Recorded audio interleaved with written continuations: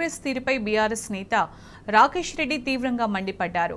GO 46 బాధితులకు న్యాయం చేయాలని డిమాండ్ చేశారు. ఎన్నికల్లో మాట ఇచ్చినట్లు జీవో 46 ను వెంటనే రద్దు చేయాలన్నారు. విద్యార్థుల పక్షాన సీఎస్ ను కలవడానికి వస్తే అనుమతి నిరాకరించారని మండిపడ్డారు. జీవో 46 పై తక్షణమే చర్యలు తీసుకోకుంటే బాధితులకు అండగా బీఆర్ఎస్ పోరాటం చేస్తుందన్నారు రాకేష్ రెడ్డి.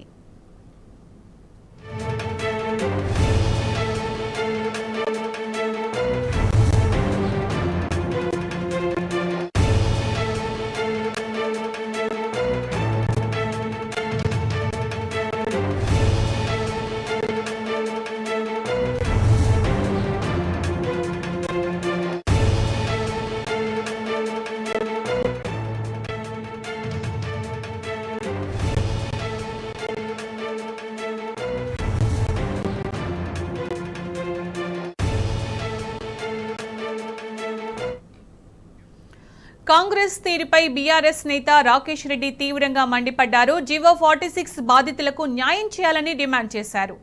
ఎన్నికల్లో మాట ఇచ్చినట్లు జీవో 46 ను వెంటనే రద్దు చేయాలన్నారు.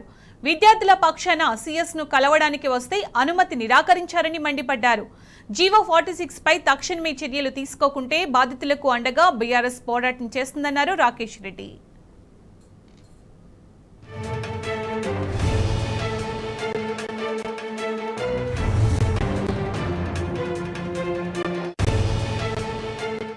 ఎన్నికల సామాగ్రిలాగా, ఎన్నికల వాహనాల్లాగా, మైకుల్లాగా ఈ జీవో 46 బాధితుల్ని వాడుకొని అటు పక్కన పడేసి ఈరోజు వాళ్ళకు కనీసం అపాయింట్మెంట్ కూడా ఇవ్వడం లేదు.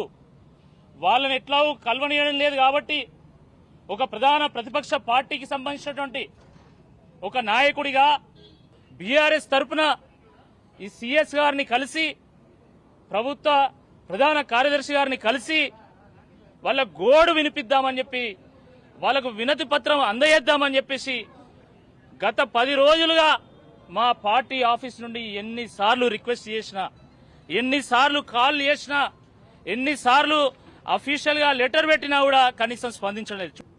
ఎందుకు ప్రభుత్వానికి జీవో 46 బాధితుల మీద ఇంత వివక్ష అని చెప్పి మేము అడుగుతా ఉన్నాము.